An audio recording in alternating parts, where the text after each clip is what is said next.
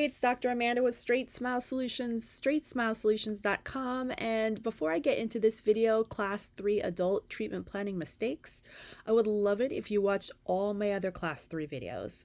So in order to do that, you just go into my YouTube channel, which is Straightsmile Solutions. Obviously, there's a lot of playlists on the homepage. You have an Invisalign, a ClearCorrect, braces, a phase 1. I'm talking about adult class 3, which would be in the braces playlist or the Invisalign playlist, or even maybe in the non-Invisalign playlist, but definitely not in the phase 1 or the Airway playlist because we're talking about adults here. So take a look. I'm sure I have at least 10 or 20 different videos on class 3, how to deal with extractions, how to biomechanics in braces, how to do sequential distalization in adults in Invisalign or ClearCorrect. Read those first or listen to those first. I also have a lot of blogs on this. If you want to look at my blogs, you can go to my website, Straightsmile Solutions, and go to blogs. I can't remember what tab it's under, but it's there. I have over 600 blogs too. Anyways, do those first because this video is going to be slightly different and it's going to build upon what we've talked about in the other videos. So this might not make sense and it'll be pretty advanced. So just some recaps on mistakes I see pretty often, and I work with you guys all the time on your cases. And even my most advanced doctors who literally are as good as an orthodontist, a lot of them, they're just general and pediatric dentists who do incredible orthodontic work, and you guys are out there. I know you guys are there. Or even my newer doctors who are just getting warmed up. Remember, class 3 cases are what I call a yellow case or a red case. And if you don't know the difference between green, yellow, and red case selection, again, these are great videos for you to look up. These are also definitely covered in our courses, like our phase 1 course or our Straightwire course. So if you're really liking our YouTube videos, but you just kind of want to get CE units or do things in a more logical fashion, we do have courses that give CE. They're basically as affordable as I can make them. Obviously, I have to pay money to give you guys CE units. So it costs money to set it up, to get accredited, to have someone run it, and everything like that. So if you want to get CE units on demand, we have it. If you're already listening to my videos, you basically should be able to ace the exam very fast. Okay, so highlights on class 3 adult treatment planning mistakes. Of course, you need to have experience before you jump into any class 3 case. Now, class 3 in kids is a lot easier. Growing kids, not non-growing kids. Kids that are pre-pubertal or actively pubertal, still growing. If you want to know more about that, you can go into my YouTube channel and look up the keyword puberty, and I have a great video on that. But I'm assuming if we're talking about adults, we're talking about girls who are 14 or 15 and older and boys who are 16 and older for the most part. There's a few one-offs on that who basically don't have a lot of growth potential left. Remember, class 3s can get worse in males with an elevated SNB tendency. Again, all these are keywords. I have videos made on literally everything I'm telling you. I already have a video made. So you need to do sequential or serial cephalometric x-rays over a 1-year period to make sure that the child is done growing. This is exactly what we do in jaw surgery cases. We make sure the child is done growing before we schedule the jaw surgery, because that would be really bad if we did a jaw surgery and they still had a late lower jaw growth spurt. Even if your long bones are done growing in teens who have an elevated SNB tendency and can get a late mandibular growth spurt, especially in boys, but it can even happen in girls at 16, 17. It could definitely happen to boys up till 21, 22. So we need to be 110% sure. The numbers are the only way to know, to run numbers on these patients for a year or 2 years to make sure it's a solid SNB, to make sure the GNSN is also solid, the face is not growing more down. And once we know that the growth is stabilized in the jaw, then we can go ahead and do a jaw surgery, or we can go ahead and treatment plan a class 3 case. We don't want to treatment plan a class 3 correction, even if it's compromised or even if it's a camouflage, unless we're sure that it's stable, because we could totally overcorrect, undercorrect, whatever, right? And this is part of the things that makes class 3 difficult, because, if you're not quite sure if there's growth left, it's sometimes better just to wait, otherwise they're going to probably have to do treatment again for a 3rd time or a 2nd time at an additional fee. And you want to be crystal clear. I mean, this is where you want to I do have a document that I call my late mandibular growth release form, and I kind of just something I wrote myself, but I'm not promising you it'll protect you. You know what I mean? So the best thing, anytime you have a case, it's a class 3 case, is, remember, gold standard is always jaw surgery in these situations if the child is a non-growing child or an adult. I know when you bring it up, most of the time they don't want to do it, but it's part of explaining the risks, the benefits, and the alternatives. So risks, benefits, and alternatives. Unless you can explain what the jaw surgery includes, how they would do it, what it would cost, what it would be like, how long it would take, what their copayment would be. This is all part of the alternatives being explained. You have no business taking this as a compromise case or a camouflage case because you have not explained the RBA fully. So I'm assuming you guys aren't doing jaw surgery cases. I hope not. And even a lot of orthodontists nowadays aren't doing jaw surgery cases. They just aren't productive, to be honest, unless someone's paying cash, which a lot of people can't pay for. Now, when I was practicing full time, in California, I didn't do any jaw surgery cases. I did my residency. I was like, no thanks, not my thing. I didn't need to because I was so close to two major universities with orthodontic residencies where they would move hell or high water to get jaw surgery cases. They will make it happen. They will work with your insurance. They will find a way to get it approved.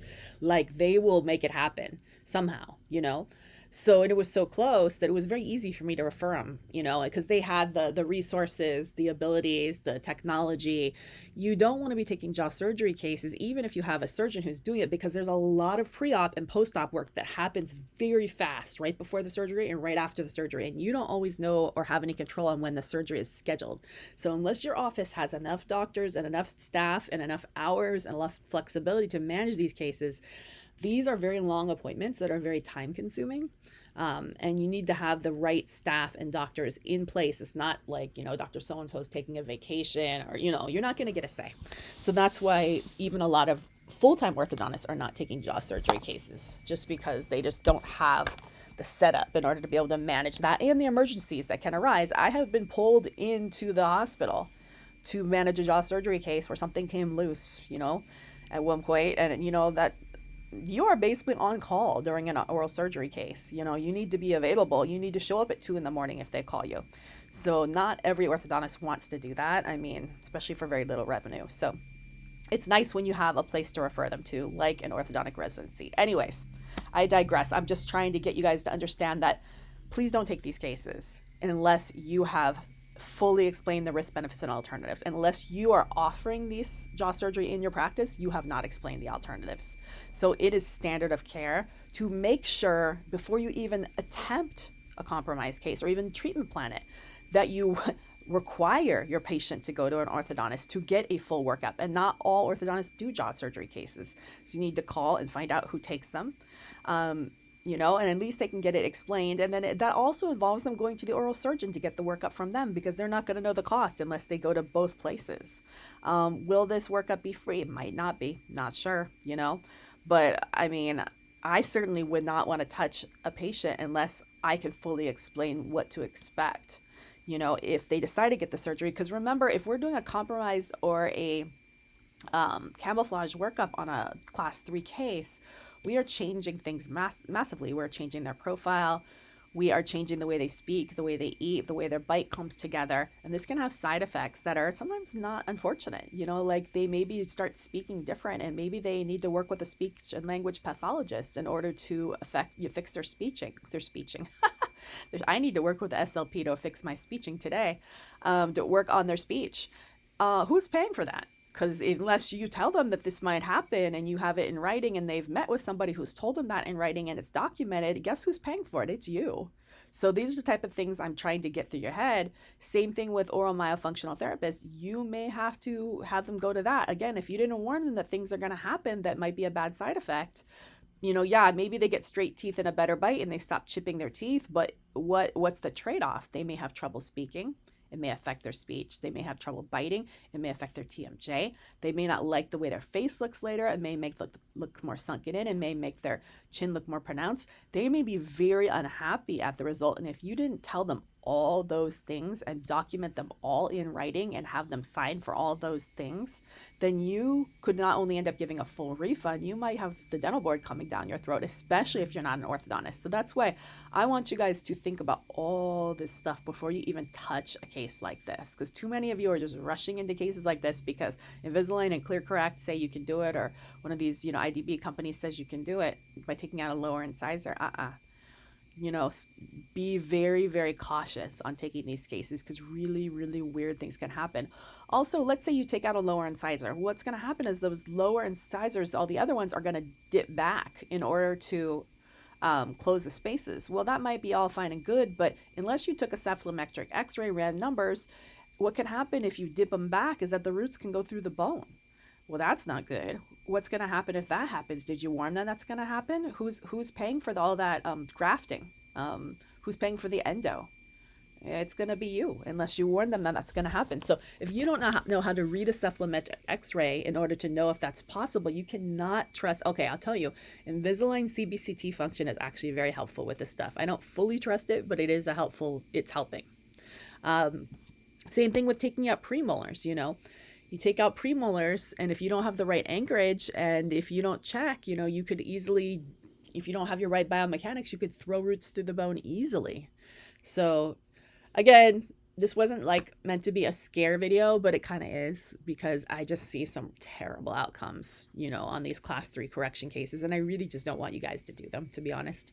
Not without the right documentation, the right risk, benefits, and alternatives being explained and documented the right way, without taking the right records, without interpreting the right records, and really, really encouraging your patient to go and get all the other options explained to them. And then lastly, I want to explain to you, even if patient says, nope, don't want jaw surgery, listen, this is a day surgery, together with braces or Invisalign. It's not a big deal. It's not any worse than any other cosmetic procedure. And very, very, very often it gets fully covered by insurance if the patient already has a massive, an airway problem, a speech problem, an eating problem, a TMD problem, anything that might be related to the bad bite. Or even a myo problem, anything that can be documented. It's not that hard to get these covered in a lot of insurance situations. I mean, it's a lot easier for universities to get them covered. That's why I send them to them, because I think they have the best shot and they have all the resources. But I strongly recommend that you think before you do these camouflage, because once you start pulling out teeth, be it a lower incisor or premolars, they now can't get that surgery later. And if you made that airway smaller without running and making sure that they actually had a decent airway, whether you did a CBCT, whether you did a sleep test, not talking about home sleep test, I'm talking about in-lab sleep tests with a physician interpreting it. If you make their airway smaller and you cause them to have OSA and you didn't have a baseline, this is going to be a big problem 10, 20, 30 years from now. Mark my words on this. This is already becoming a problem. It's going to become a bigger problem. Trust me, I'm sure I've done this a few times in the last 20 years, because in residency, we pulled teeth right and left. And until I just, got on my own, I was like, I'm going to stop doing this. I'm just not, no. So, I worried about it, because that's what I was forced to do, but I never felt right. So remember, I mean, I've seen it happen enough times where people had teeth pulled and then they regretted it because now they can't get the jaw surgery that they desperately need without reopening up the extraction spaces. So you are basically dooming a patient to having a bad airway potentially, unless you have proven that there is not an airway problem to begin with. So again, this all is part of the risks, benefits, and alternatives. Just because Invisalign or ClearCorrect or some bracket company or some aligner company or some tells you can do it doesn't mean you should do it. All right, thanks so much. And again, this all comes back to why we do phase 1. These things can 100%, unless the patient is syndromic or has a major malformation, these can be fixed in phase 1, and then there will never be this problem. So please, please, please, if you see this in an adult, remind them to bring all their minor children, especially the 2s, the 3s, the 4s, the 5s, the 6s, the 7s, the 8s, and the 9s in, so we can intercept, because these are generally genetic. So let's go ahead and fix them in other offspring so it doesn't keep happening, because this can be totally prevented if taken care of properly, and it's not expensive and it's not hard. In these cases, I would love for you to take. I have a lot of content in my phase 1 playlist. All right, thanks.